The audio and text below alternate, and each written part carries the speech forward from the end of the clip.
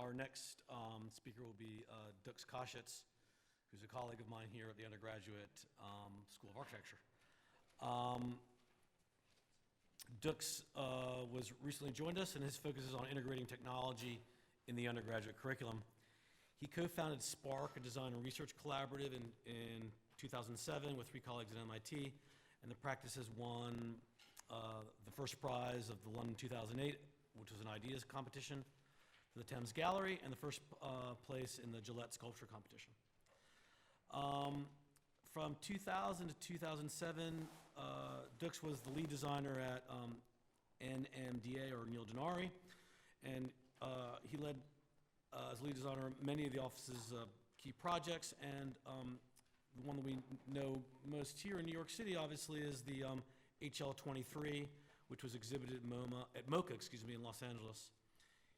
Dux is also conducting research in creative learning and developed something called Beta Blocks with Eric Rosenbaum, a software to teach algorithmic thinking to generate forms.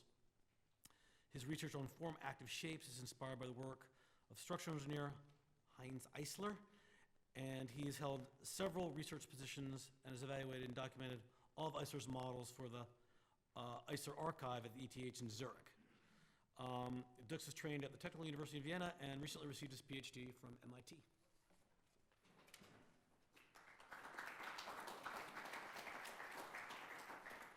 Thank you, Lawrence.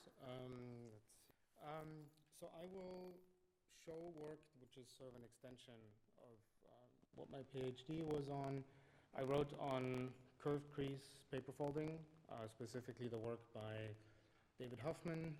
Huffman was a computer scientist who did some seminal work in artificial intelligence at MIT in the 50s and treated paper folding as a hobby, really. But in the 70s, it became, I guess, an obsession, which led him to then even use paper folding in some of his NSF applications. And I was fortunate enough to meet the daughters and see the life work, and then decided to write a dissertation on it. Everything began really with meeting Eric Domain at MIT, who eventually became my advisor. He wrote several books on folding in 1, 2, 3, and 4 dimensions, if you think of polyhedral unfolding as having time. And Eric, in his seminar, talked about Huffman's work and showed me a model that I'll refer to later. And I was really fascinated by, let's say, its expressive potential. So this is an example of a variation of a model that's fairly old, actually. It's from the 1920s. And I asked Eric if there's more in this field. And he said, well, we actually don't know much about this, mathematically speaking. So curved creases are, on a mathematical level, underexplored. What that means is that there are many things that we can't explain yet. And as an architect, or as, let's say, as a trained architect, I thought that that was fascinating, that there is something in geometry that we don't know yet, especially something like paper folding, where one would think it's, entirely explored and that we know everything about it. And so the first thing I did was to try to understand where paper folding is coming from, in which disciplines it exists. So I ventured out to understanding where is paper folding used, what is its role in contemporary art, where has this geometry been deployed, and where can we encounter it. And I found out that it is actually well represented in all kinds of different disciplines. And so let's say the writing of a history of it was fairly eclectic, because it had implications in pedagogy, in mathematics, geometry, craft. And today it's used by some artists. Many have, let's say, scientific affiliations. Matthew Shillan, for instance, works in England in the context, or works with the with the Royal Academy of Arts, and tries to understand manufacturing processes that relate to curved creases. Nishimura is an artist from Japan. She does let's say, classic paper folding work that is exhibited in galleries, and Bob Sweeney is interested in what's called modular origami. So these are units that are packed together in a geometric configuration.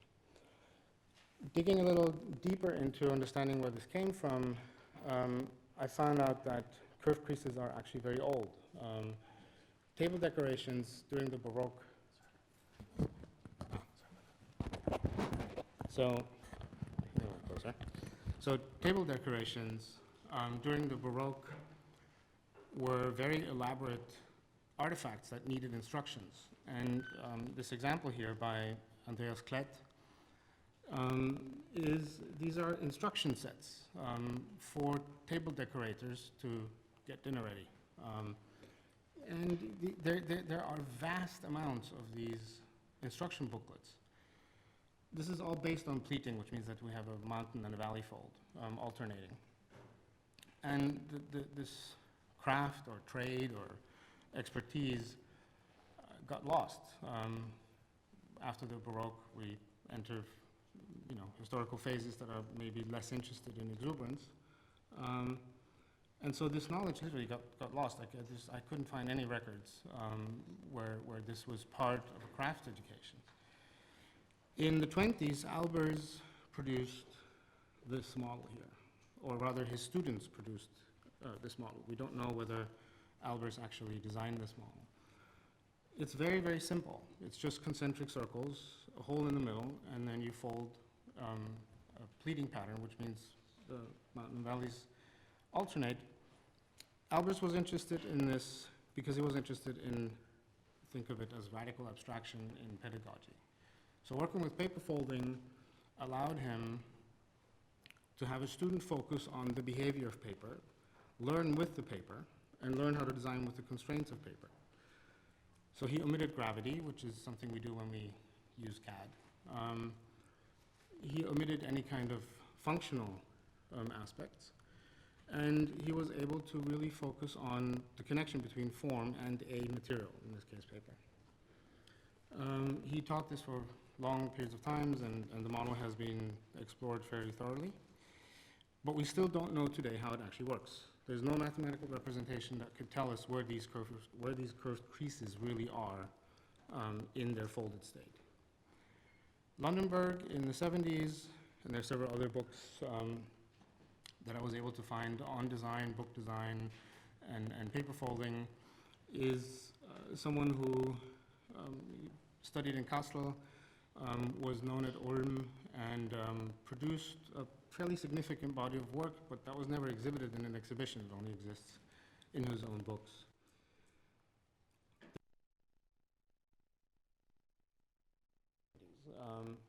In this realm. One is Ron Resch, and the other is David Hoffman. Resch was very vocal about his work. He was, let's say, friendly with the Department of Computer Graphics in Utah in the 60s, and did some very interesting work with a gentleman called Ephraim Cohen, who I'll talk about more later. So the left model here is by Resch. It's a paper model made in 3 parts, and it has a single curved crease, which he was able to actually represent in a computer. I'll show some examples on that. Hoffman on the other side, or that model by Hoffman rather, we cannot find geometric representation for it. We simply don't know what these creases are, mathematically speaking. Hoffman was interested in tessellations. Most of his models are symmetrical. This is a model by him. It's made in vinyl. It's about 2 feet in diameter. And he made these literally just for his own pleasure and collected them at home.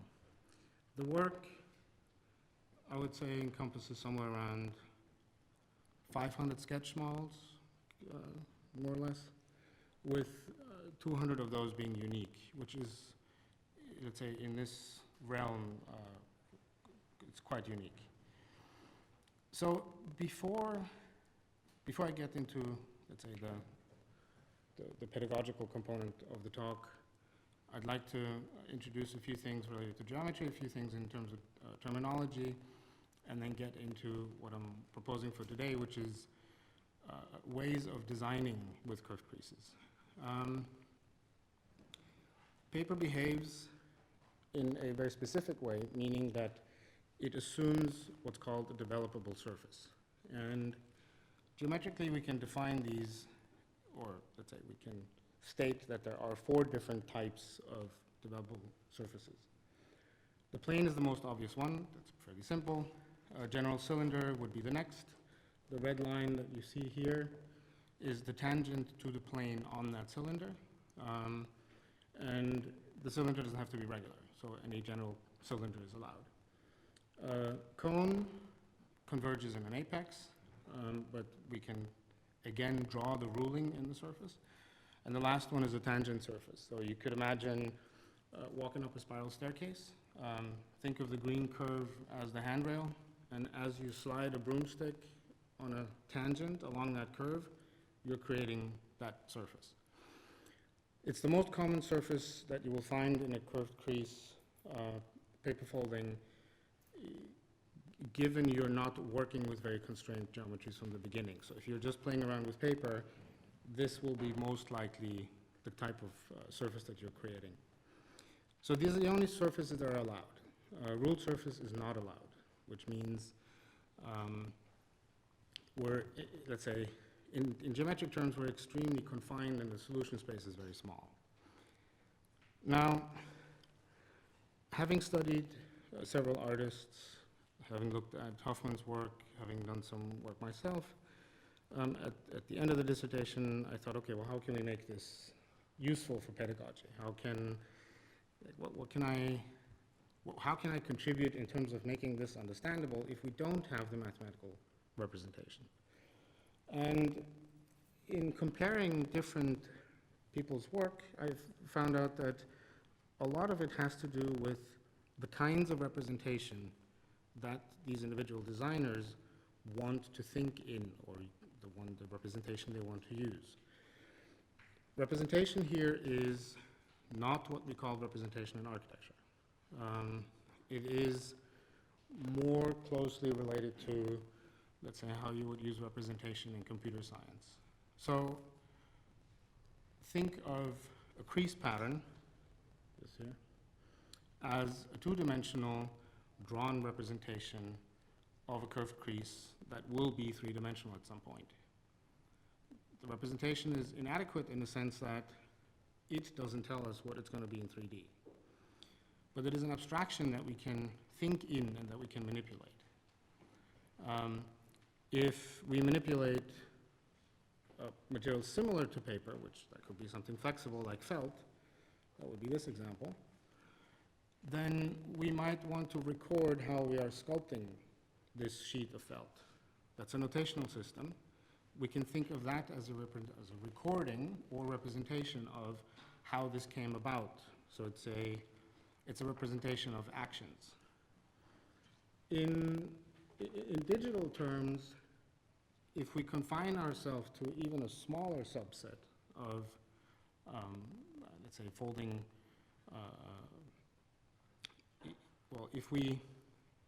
I'll explain how to get there. If we use a very specific interpretation of what paper can look like, we can simulate it.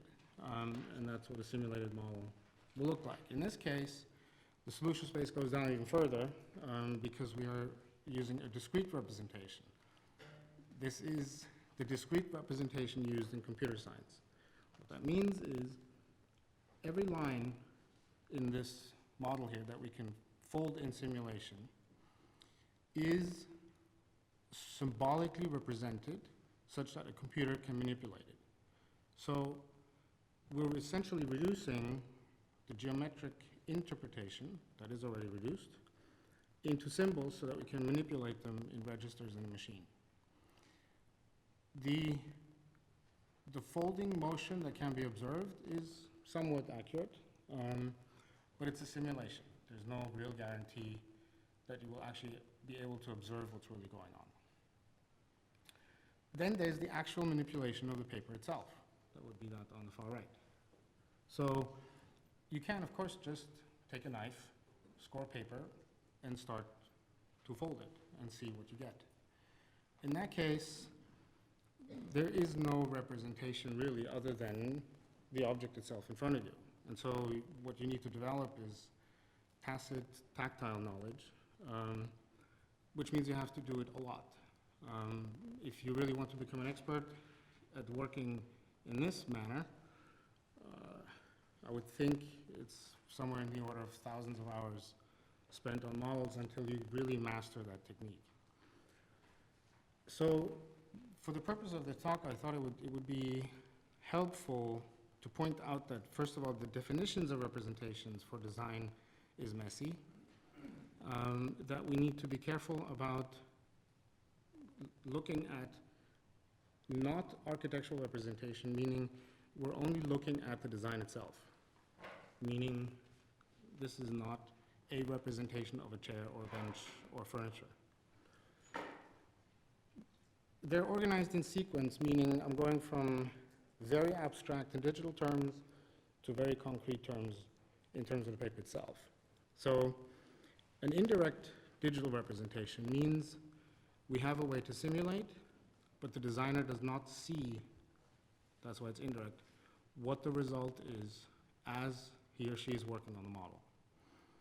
The direct digital representation is the second example. That means that we have a CAD model, we have a developable surface that we can manipulate, and we see what we are doing. It's just a virtual model.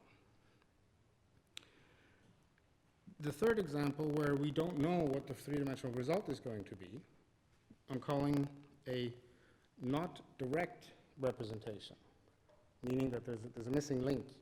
In the representation, we do not have any information on the three-dimensional state.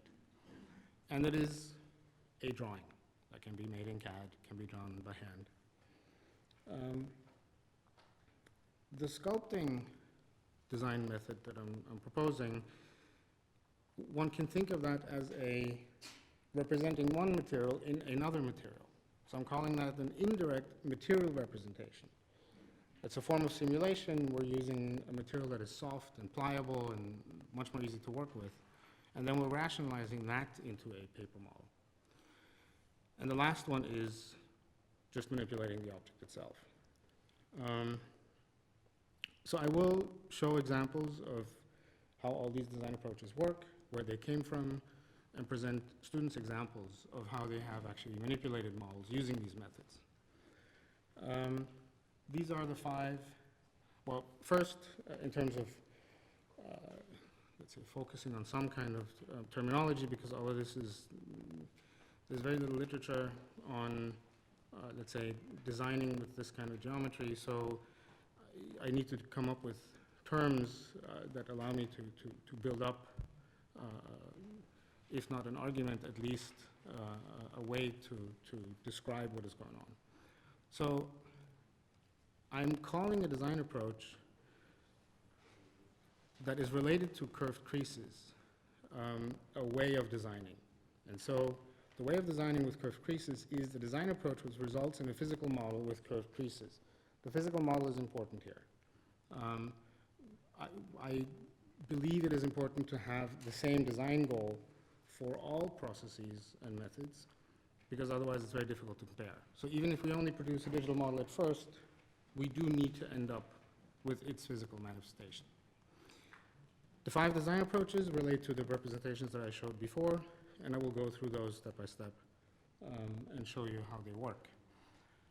The titles are structured such that the left half tells you what it is, the right half tells you where it came from. In some cases, I'm building on references and developing them further. In some cases, I'm taking them directly. So we'll see Huffman's work, we'll see digital representations that are fairly straightforward. We will see more on Albers's model. There are examples by Ron Resch and Iwaki that I have used to build these design methods on. So let's start with the most abstract one, which is it's a digital representation. It is to be manipulated on a screen with a mouse. And we need to understand the confined realm that we're operating in. So Ron Resch and Ephraim Cohen started in the 60s by stipulating that a curve in 3D, which they call the space curve, should have a solution that exists for a curved crease. That's what these early CAD screenshots are. This is computer graphics, Utah, mid to late 60s. And what we can see here is a helix, essentially. So you're looking at a circle from the top, and you see how it is winding up in these two side views. And what Cohen suggested was that if you follow what they call the moving trihedron, that you can construct a curved crease with that curve. But it's hardly a design tool because you're getting a solution. So you're drawing that curve, you get a solution, then you can look at it. It was really a huge leap forward, however, because there was at least a static representation of the curved crease, which is an important step. Huffman looked at the problem from a slightly different point of view because he was interested in understanding folding motion. So what Hoffman did was he used the analogy of rays in quadratic, or in conics rather, which is the following. Everybody probably remembers a satellite dish which has a parabolic shape. So that would be this example. Think of the rays on the other side of the curve. You have rays coming in that are being reflected on the parabolic curve. They're focused to the focal point of the parabola. That's how you get your signal. That's how headlights work. I mean, any kind of parabolic mirrors operate that way. And what he did was he borrowed that, let's say, definition that comes from physics, really, and used that as an interpretation to create his own representation of paper, meaning the straight lines are the rulings and the curved lines are the crease in a 2D configuration. So what that enabled him to do was he could not only draw the crease in 2D, but he could also draw the ruling in the two-dimensional state, which is, let's say, not very intuitive, but it is something you can look at. It's something you can learn how to manipulate. This is also conducive to a discrete representation, meaning I can represent this as polygons, I have coordinates, I have symbolic representation, I can use a computer. Huffman sketched these rulings. So as he was designing this model, he was trying to predict where is the straight line, where's the ruling in the paper in the flat state. Now he was obviously very familiar with his own system since he invented it. But it's rather fascinating to see at which point he stopped making models, because he could just see how the model would fold without needing to fold it for himself. What I have done is, in terms of the context of the dissertation, is to, let's say, reproduce these such that experiments can be conducted with them. So I figured out which exact curves he used in which cases and turned those into digitized files. So on the top is an example of how Hoffman is designing, and then how a student of mine was applying or deploying this method. So what we see is Hoffman's sketch, which let's say fairly well developed at this point. He's thinking of where the straight lines are in the paper. This is my reconstruction, and this is his model. So it's very deterministic. There's very little exploration. In a way, you have to know what you're doing before you start. What's interesting is to do this on a computer and see the simulation fold in front of your eyes. So there's a dynamic aspect, even if removed from the paper itself, that you can follow, and you can see how tight these things can fold, and you can explore these things very quickly. And you don't need necessarily to be a very good craftsperson. It's a very highly abstract way of designing. The solution space is very minimal because this specific interpretation allows only for conic surfaces and cylinders. We have no tangent surfaces. But there is a digital way of going about this. Here we have a possibility to directly manipulate the geometric representation in the machine. What that means is we're using a general cylinder. We're cutting it with a plane and then reflecting it. We can do this by hand, meaning we can do this step by step in any kind of CAD software. And so what this allows us to do is we can see the model as we're manipulating it. The historical references that I found, they go back again to Albers. This is a few students working on projects in Ulm. Haresh Lalwani, who is also a faculty member here, his work is exhibited or part of the MoMA collection. He has done column covers and curved creases for wall panels at enormous scale.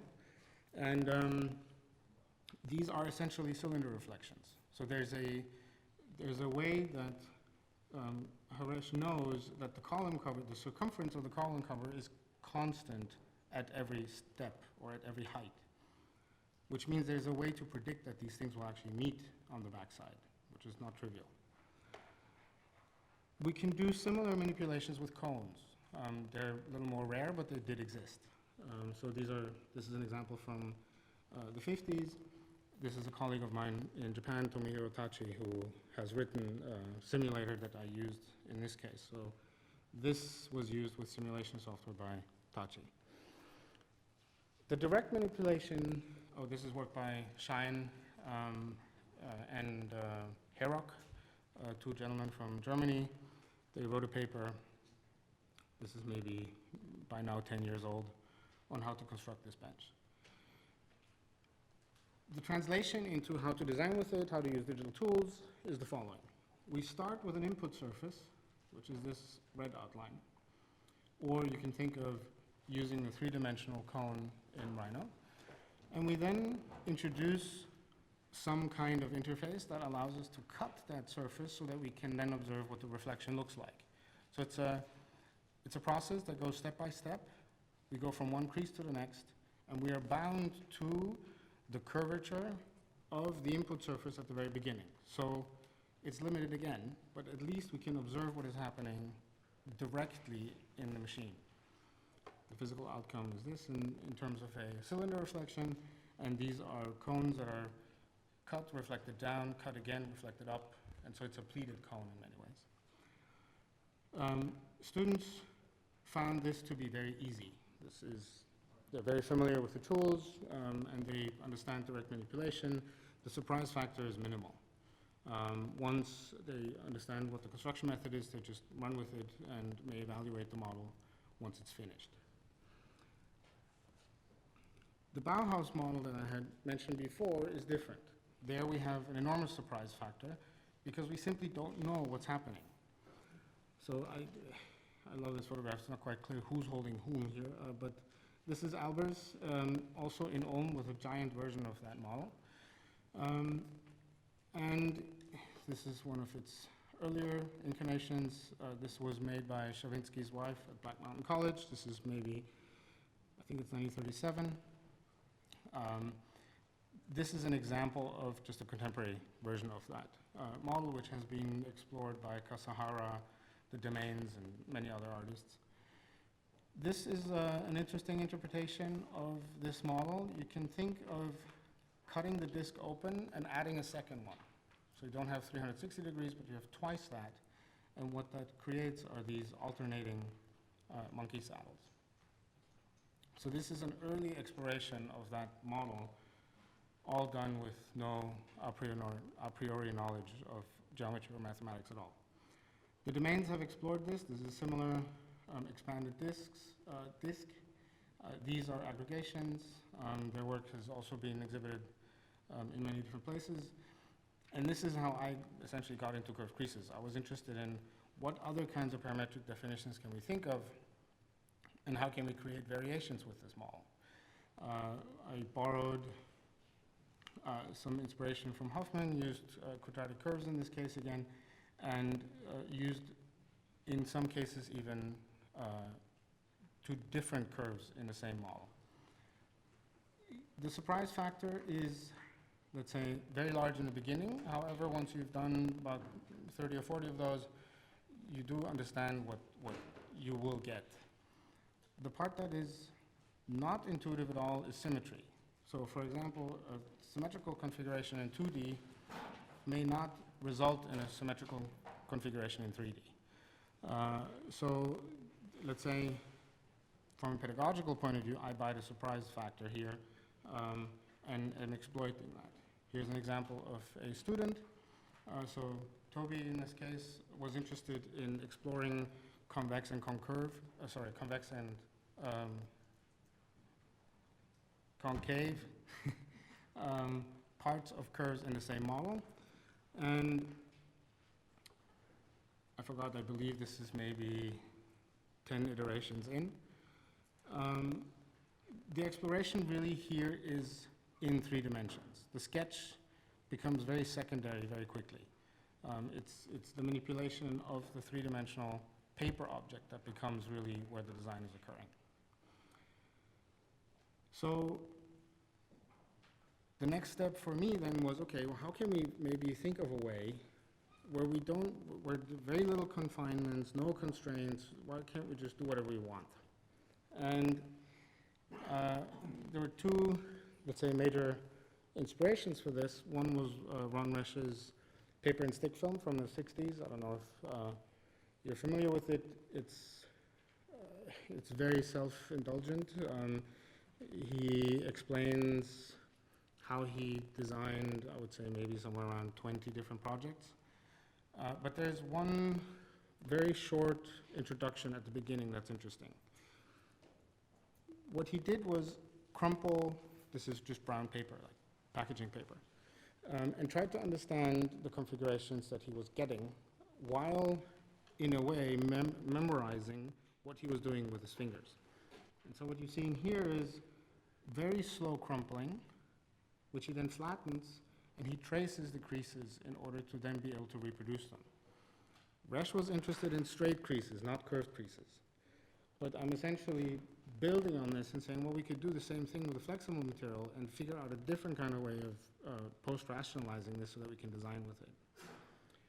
Huffman did similar studies. He was crumpling aluminum foil and photographing it. But this was way too chaotic for him, so he did not, let's say, venture out to defining a design method that would build on this. But he was still interested in how different kinds of materials would behave under these forms of stresses. And so what I'm proposing, or what I tested with my students, was what if we simply use something that's very flexible, which is felt, sculpt it, which is very easy, because there's a lot of flexibility in the material. Felt doesn't really stretch if it's thick enough. So in that regard, it's not like manipulating material like spandex or something that is very elastic. So you have at least one constraint, which is that the surface does not shrink as you are producing your model, which is key. So what you do is you manipulate this, maybe together with someone else, talk about the design as you're doing it, but you need to figure out how to invent a notational system to record what you have done, otherwise you can't reproduce it. So that's what the second slide is, which is remembering which finger was where, which direction it needs to move, and by how much. While the 3-dimensional configuration is obtained, we can draw on felt and draw what we believe to be the mountain and the valley crease. So we take 2 different colors, we trace those, we flatten everything, that's the third step. We then digitize this, I mean, it's a fancy word for saying just reproduce it on a machine so that we can use a tool to pre-crease this for us.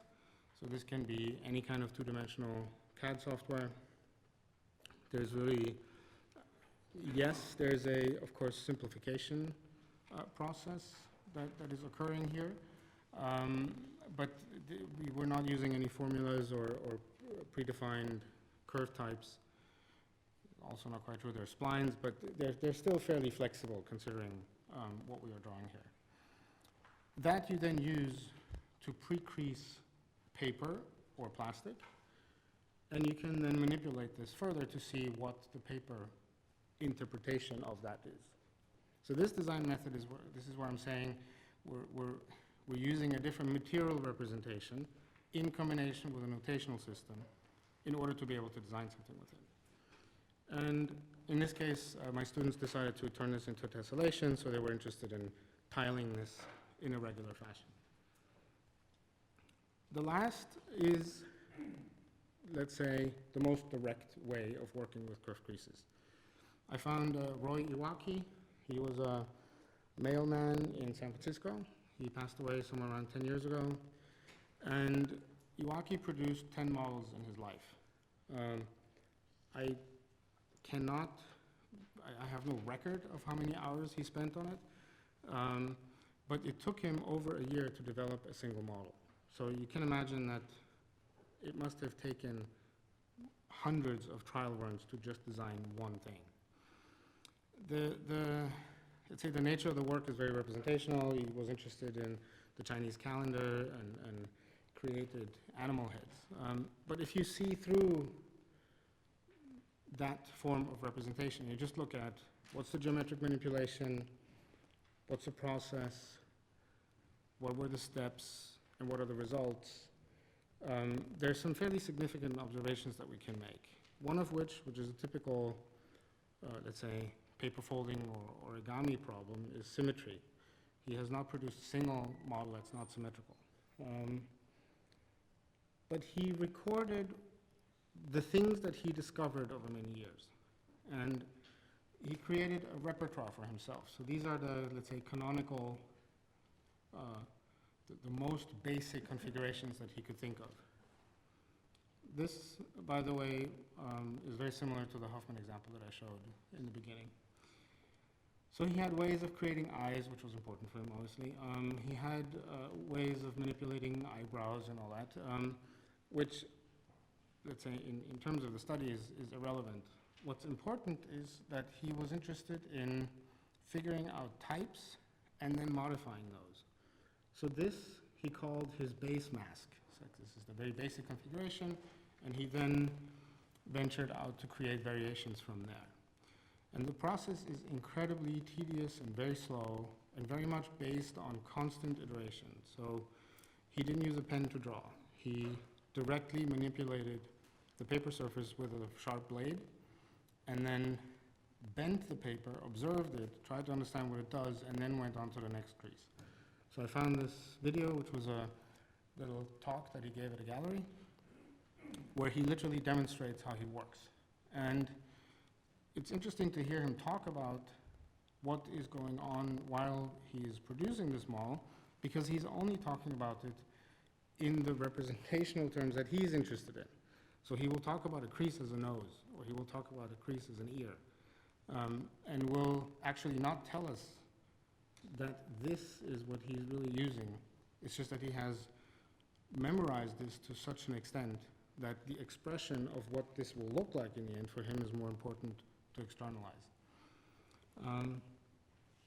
To work like this is very difficult. What I've proposed to students is take a sheet of paper and just go at it and try something. Then take a pen and try to understand where the paper is buckling and try to fix that. So there's a problem-solving aspect, if you wish. So a student starts, gets a few creases, and there's lots of buckling in paper. Then with the pen, student decides, okay, I'm going to introduce a valley or a mountain fold, and then slowly turn this into something that is far more, let's say, well-behaved in terms of curved creases. And so the learning process here is entirely experience-based. You have to do it a lot to gain tacit, or first tactile, and then tacit knowledge simply by repetition. This was completely void of any kind of figurative representation. It's the most tedious process, and it's the one that is the most frustrating, but it becomes the most successful if a student is willing to endure, in the sense that the direct manipulation yields them, let's say, the most successful results in terms of designer satisfaction, because the student has no boundaries other than, we can think of like the paper is the computer in this case, the paper is the constraint propagation system that we're manipulating, but we have no digital constraints, we have no other material constraints, we can essentially get to the goal if we have acquired a lot of knowledge about it.